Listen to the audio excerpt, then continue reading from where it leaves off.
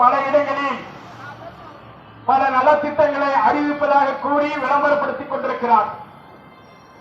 எங்களுடைய இந்த போராட்டத்தினுடைய அடிப்படை நோக்கமே தமிழ்நாட்டில் வாழக்கூடிய மக்கள் தொகையில் 80% பேர் விவசாயத்தை மட்டுமே முழு தொழிலாக முழு நேரமாக கொண்டு செயல்படுகிறவர்கள், வாழ்வாதாரமாக கொண்டு செயல்படுகிற மக்கள் வாழுகிற இந்த தமிழ்நாட்டில் இந்த மக்களுடைய வாழ்வாதாரத்தை பாதுகாப்பதற்கு தமிழக அரசு கைவிட்டதனுடைய விளைவு தமிழக அரசு விவசாயிகளை அவமதிக்காது என்கிற கோஷத்தை முன்வைத்து இந்த போராட்டத்தை நடத்துகிறோம். தேர்தல் அறிக்கைகள் தயாரித்துக் கொண்டிருக்கிறார்கள். பல எதிர்கட்சிகளும் தேர்தல் அறிக்கைகளை தயாரித்துக் கொண்டிருக்கிறார்கள். எங்களிடத்திலும் கருத்துக்களை கேட்டிருக்கிறார்கள். ஆளுகிற திராவிட முன்னேற்ற கழகம் கடந்த 2021 தேர்தல் அறிக்கையில் வெளியிட்ட கோரிக்கைகள், வாக்குறுதிகள் நிறைவேற்றப்பட்டிருக்கிறதா என்கிற சந்தேகத்தோடு தான் இந்த போராட்டத்தை இன்றைக்கு நடத்த வேண்டிய நெருக்கடிக்கு தள்ளப்பட்டிருக்கிறோம்.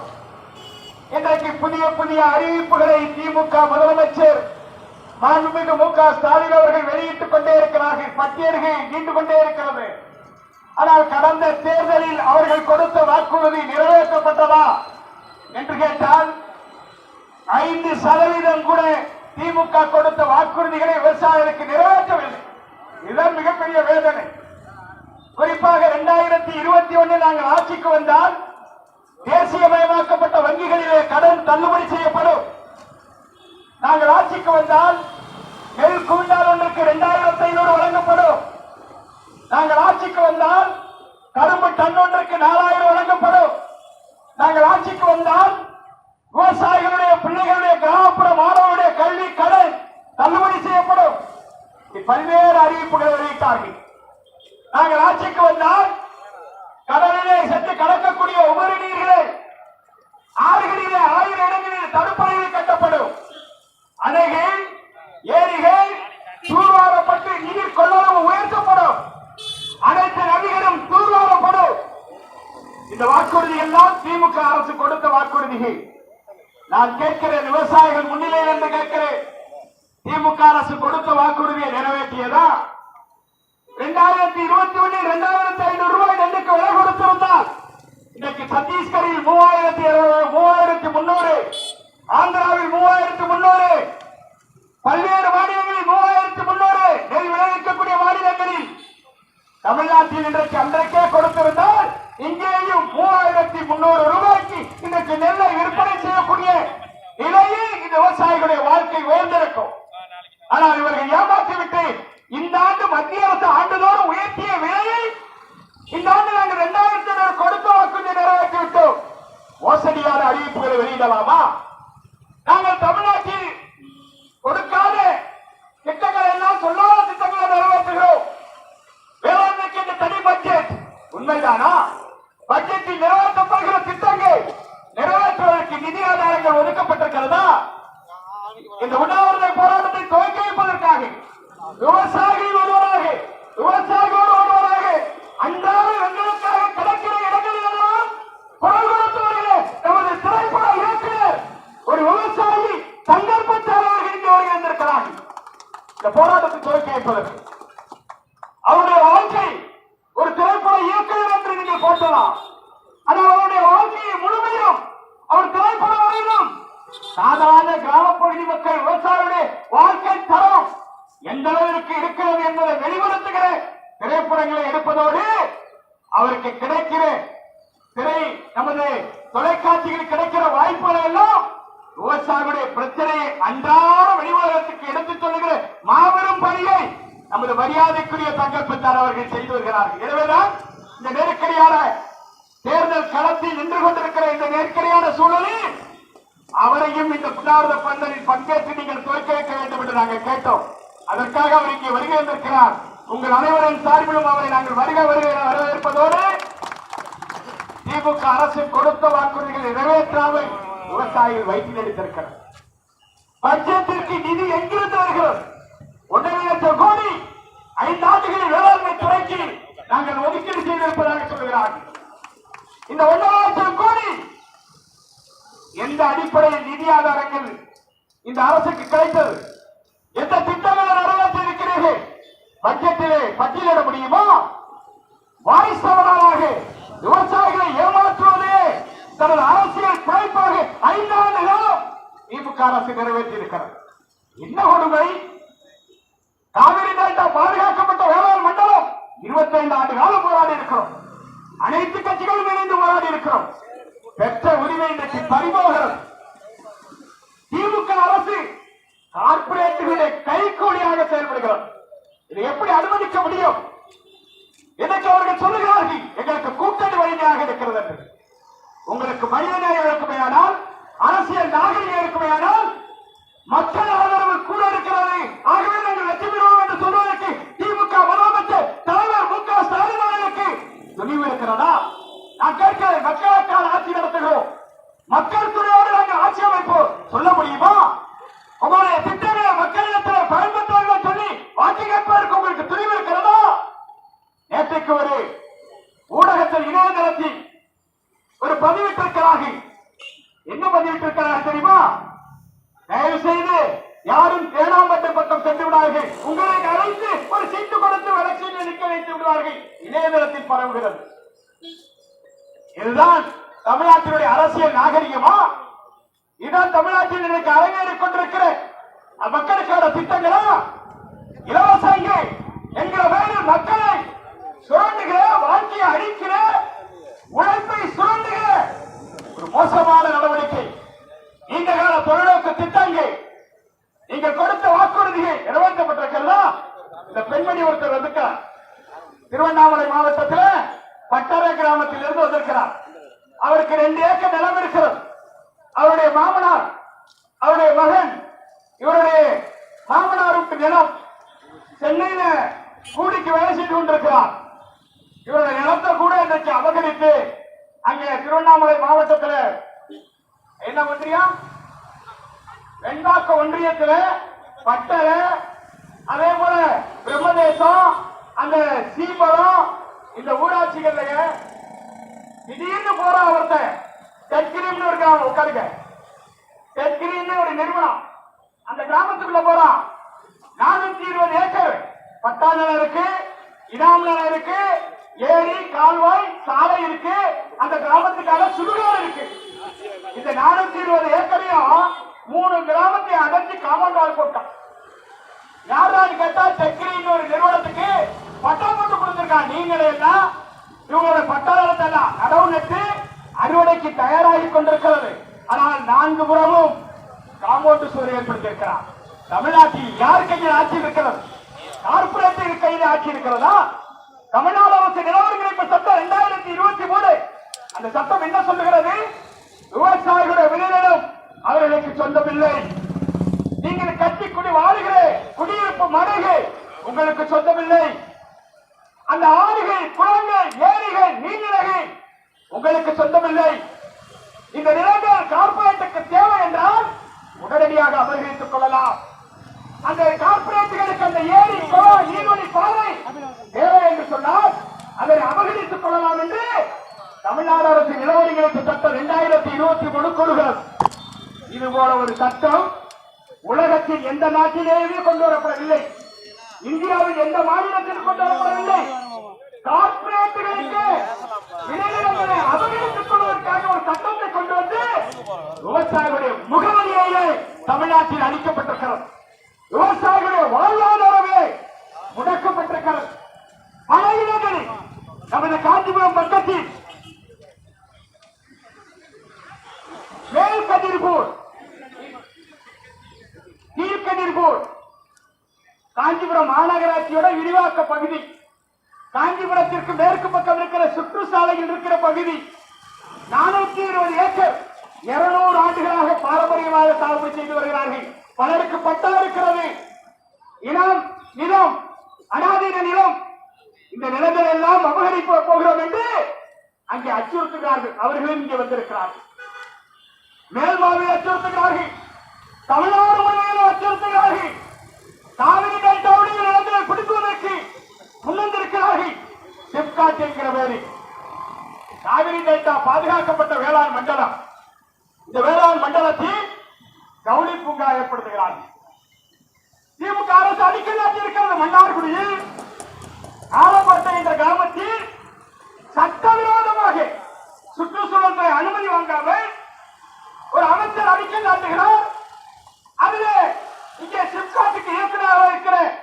கோவிந்தராஜ் ஐஏஎஸ், திருவாரூர் மாவட்ட ஆட்சியர் கோவரச்சந்திரன் ஐஏஎஸ் பங்கேற்பது எப்படி?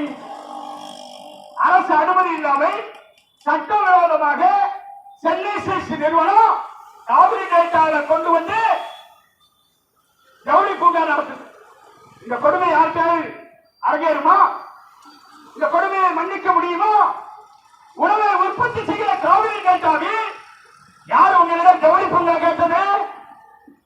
விவசாயி உற்பத்தி செய்கிற நெல்லை மதிப்பு கூட்டுவதற்கான தொழிற்சாலைகள், அதற்கான நவீன அரிசி ஆலைகள், அதனை ஏற்றுமதி செய்வதற்கான வழிவகைகள், அதை கொள்முதல் செய்வதற்கு கட்டுமானங்கள், அதற்கான கிடங்குகள், அதற்கான தொழிலாளர்கள் நியமிக்கப்பட வேண்டும் என்று போராடினால் நாங்கள் விளைநிலத்தை கைப்பற்றி காவிரி டெல்டாவிலேயே சுவையான நீர் முப்போகம் விளைவிக்கக்கூடிய நிலத்தடி நீர் உள்ள பகுதி மன்னார்குடியில ஒரு பகுதி. அந்த ஒரு பகுதியில் மையமாக இருக்கிற ஆலங்கோட்டை கிராமத்தில் தான் இன்னைக்கு தமிழ்நாடு அரசு ஜவுளி பூங்கா வைக்கிறேன் என்று சொல்கிறேன். நான் கேட்கிறேன், திருப்பூர், ஈரோடு மாவட்டங்களில் நல்ல காற்றுக்கு மக்கள் அடைகிறார்கள், குடிப்பதற்கு தண்ணீருக்கு என்று அடைகிறார்கள், நல்ல பூமியை உருவாக்க வேண்டும் என்று பசுமையை உருவாக்குவதற்கு இன்னைக்கு பல்வேறு அமைப்புகளை ஏற்படுத்தி மரங்களை நடுகிறார்கள். நிலத்தடி நீர் பாழாகிவிட்டது. இதை மனிதர்களுக்கு மட்டுமல்ல, இன்னைக்கு அந்த சாயப்பட்டவர்களுக்கு கூட திருப்பூர், ஈரோடு மாவட்டத்தில் இருக்கிற நிலத்தடி நீரை பயன்படுத்த முடியாது, விஷமாகிவிட்டது என்று அறிவியல் ஆய்வுகள் கூறுகிறது. ஒட்டுமொத்தமாக நிலத்தடி நீர் பதிவாகிறது, நிலங்கள் அபகரிக்கப்படுகிறது, விவசாயிகளுடைய வாழ்க்கை கேள்விக்குறியாக இருக்கிறது. ஆனால் நான் திராவிட மாடல் ஆட்சி என்று பெரியார் வேலையும் அவருடைய தந்தையார் கலைஞர் பேரை சொல்கிறார், அண்ணா பேரையும் அவமானப்படுத்துகிறார்கள். இதுதான் வேதனையாக இருக்கிறது. உழவர்களுக்கு எதிரான ஆட்சி, மக்களுக்கு எதிரான ஆட்சி, கார்பரேட்டுகளுடைய துறைமுக ஆட்சி, கார்பரேட்டுகளுடைய பங்குதாரர்கள் அமைச்சரவையில் ஈடுபட்டிருக்கிறார்கள். இது என்ன சட்டம் வருமா? இன்றைக்கு சென்னையில் இருக்கிற சோழப்படியும் உலகளாவிய சட்ட வரம்புக்குள் இருக்கிற நிலம் இன்றைக்கு அங்கே உயர்நீதிமன்றம் தடை வைத்திருக்கிற கட்டுமான நிறுவனங்களுக்கு தாரையாற்றது. அதனை எதிர்த்து உயர்நீதிமன்றம் தடை வைத்திருக்கிறது. தமிழ்நாடு அரசு உச்ச நீதிமன்றத்தில் மேல்முறையீடு செய்கிறார். எதற்காக மேல்முறையீடு செய்கிறீர்கள்? முல்லைப்பெரியாறில் தண்ணீரை திறப்பதற்கு திமுக ஆட்சி வந்தது முதல் 136 அடிக்கு மேலே தண்ணீரை நிரப்புவதற்கு கேரளா அனுமதிக்கவில்லை. தட்டி கேட்க முடிந்ததா? நான் கேட்கிறேன், உங்களுக்கு அரசியல் துணிவு இருந்தால் அண்ணா திமுக ஆட்சி கால வரையிலும் 148 அடி தண்ணீரை நிரப்பிதான் திறக்கப்பட்டது. ஆனால் திமுக ஆட்சி பொறுப்பேற்றது முதல் 136 அடியிலே தண்ணீர் விடுவிக்கப்பட்டு தண்ணீரை சேமிக்க முடியாமல் வறண்ட பூமியாக மதுரை மண்டலம் காட்சி இருக்கிறது. தட்டி கேட்பதற்கு துணிவு இருக்கிறதா? நான் முதலமைச்சரை பார்த்து கேட்க விரும்புகிறேன். நாங்கள் பெற்றுக் கொடுத்த உரிமை. விவசாய போராட்டத்தால் 152 அடி மட்டுமல்ல 152 அடி கொள்ளளவு உயர்த்துவதற்கு தேவையான பலப்படுத்துவதற்கு உச்ச நீதிமன்றமே உத்தரவு கொடுத்தது. கேரள மாநிலத்தை சார்ந்த நீதியரசர் தான் அந்த உத்தரவை கொடுத்திருக்கிறார். அந்த உத்தரவின் அடிப்படையில் தேவையான பலப்படுத்துவதற்கு கட்டுமான பொருட்கள் கொண்டு செல்ல முடிகிறதா? பொறியாளர்கள் அணையை சென்று பார்வையிடற்கு அனுமதிக்கப்படுகிறதா? இதற்கு என்ன சந்தை சிரித்துக் கொண்டிருக்கிறது? கர்நாடகாவில் மேகதாட்டு அணை கட்டுவதற்கு திட்டங்கள் தீட்டப்பட்டு அனுமதி கோரி மத்திய அரசு கொடுத்திருக்கிறது. முதலமைச்சர் இதுவரையிலும் அதை கண்டித்திருக்கிறாரா? ஏன் உங்களுக்கு துணிவில்லை? காவிரி நீர் கொடுத்தால், முல்லைப்பெரியாறு அணை நீரை கொடுத்தால் விளைநிலங்கள் கார்பரேட்டுகளுக்கு அபகரிக்க முடியாது. விமான நிலையங்கள் மாவட்டங்கள் தோறும் அனுமதி ஆரம்பிக்க முடியாது. உங்களுடைய வருவாய் குறைந்து விடுவதற்காக விவசாயிகள் வயிற்றில் அடிப்பதற்கு திமுக முயற்சிக்கலாமா? இனி விட மாட்டோம், இனி அனுமதிக்க மாட்டோம். இதை தலைமையிடத்தில் இருந்து உங்களுக்கு எச்சரிக்கை செய்வதற்குத்தான் ஒரு நெருக்கடியான சூழ்நிலை இந்த போராட்டம். இது போராட்டம் அல்ல, இது வாழ்வுரிமைக்கான நீதி கேட்கிற ஒரு போராட்டத்துடைய தோற்றம். இது ஏதோ சட்டமன்ற தேர்தலில் உங்களை விட்டு வேடிக்கை பார்க்க மாட்டோம். எங்கள் கோரிக்கையை நிறைவேறுகிற வரையிலும் உங்களை அனுமதிக்க மாட்டோம். தமிழ்நாடு நிலவரங்களுக்கு சட்டத்தை திரும்ப பெற வேண்டும். நெல் குண்டான் ஒன்றுக்கு 3000 உடனே நிர்ணயம் செய்ய வேண்டும். நெல் கொள்முதலை தனியாருக்கு தர வைக்கக்கூடாது. இன்னைக்கு என்ன நிலைமை? என்றாண்டு கொள்முதல் செய்த நெல்லுக்கு ஜூலை மாதம் வரையிலும் நமது காஞ்சிபுரம், செங்கல்பட்டு, திருவண்ணாமலை, ராணிப்பேட்டை மாவட்டங்களில், திருவள்ளூர் மாவட்டங்களில் 810 கோடி ஒரு தனிநபர் எந்த தகுதியும் இல்லாமல், எந்த பண பரிமாற்றத்திற்கான வாய்ப்பு இல்லாமல் அவருக்கு ஒப்பந்தம் போடப்பட்டு 810 கோடி ரூபாயை பணத்தை கொடுக்காமல் ஏமாற்றி அதற்காக பலகட்ட போராட்டங்களுக்கு அந்த பணத்தை பெற்றுக் கொடுத்த வேண்டாம். இங்கே அந்த விவசாயிகள் இருக்கிறார்கள். ஆனால் அந்த 810 கோடி ரூபாய்க்கு 3 மாத காலம் பலகட்ட போராட்டங்களை முற்றுகையிட்டு இருக்கிறோம். இன்றைக்கு என்ன?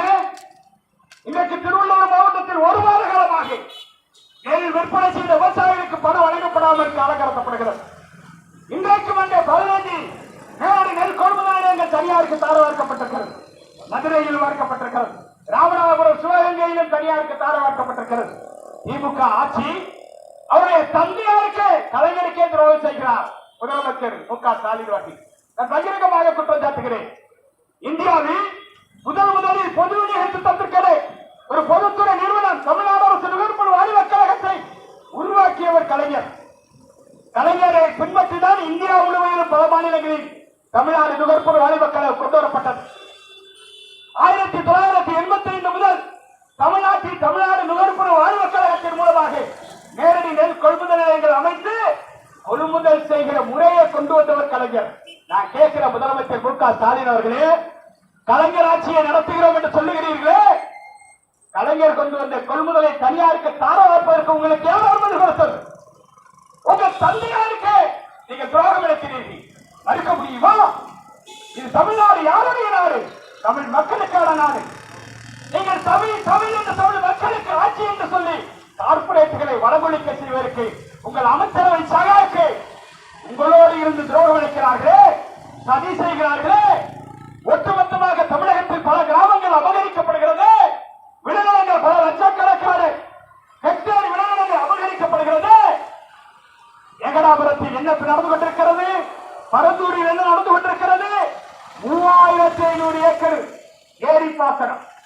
இந்த 3500 ஏக்கர் நிலப்பரப்பில் இருக்கக்கூடிய ஏரிதான் செம்பரம்பாக்கம் ஏரிக்கு வரக்கூடிய தண்ணீரை வழங்கக்கூடிய நீர் ஆதாரமாக இருக்கிறது. சென்னையில் வாழக்கூடிய மக்களுக்கான அடிப்படை நீர் ஆதாரமே பரந்தூர் ஏரிகள் தான்.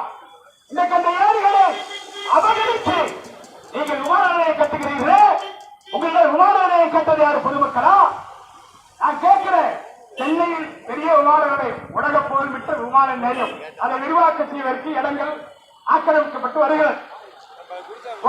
வேலூரில் அப்துல்லாபுரத்தில் ஒரு விமான நிலையம் கட்டி முடிக்கப்பட்டிருக்கிறது. திருப்பதியில் உலகத்தர வாய்ந்த விமான நிலையம் கட்டப்படுகிறது. சென்னை விமான நிலையத்திலிருந்து 80 கிலோமீட்டரில் அப்துல்லாபுரம் விமான நிலையம், அதற்கு அடுத்து ஓசூரில் ஒரு விமான நிலையம் கட்டுவதற்கு தமிழக அரசு முயற்சிக்கிறது. சென்னைக்கும் வேலூருக்கும் இடையில் 40 கிலோமீட்டரில் பரந்தூர் விமான நிலையம் எதற்கு? தமிழகத்தினுடைய பரப்பளவு நீர் சதுரத்தில் இருக்கிறது. திருவண்ணூரிலிருந்து கன்னியாகுமரி வரையிலும் 1200 கிலோமீட்டர் தூரத்திற்கு நீர் சதுரத்தில் இருக்கிற நிலப்பரப்பில் 80 கிலோமீட்டருக்குள்ளாக 4 விமான நிலையங்கள் அமைக்க வேண்டிய அவசியம் என்ன வந்தது? திருப்பதியில் விமான நிலையம் கட்டுகிற போது 40 கிலோமீட்டர் தொலைவில் பரந்தூரில் விமான நிலையம், அரக்கோணத்தில் விமானப்படை விமான தளம் இருக்கிறது.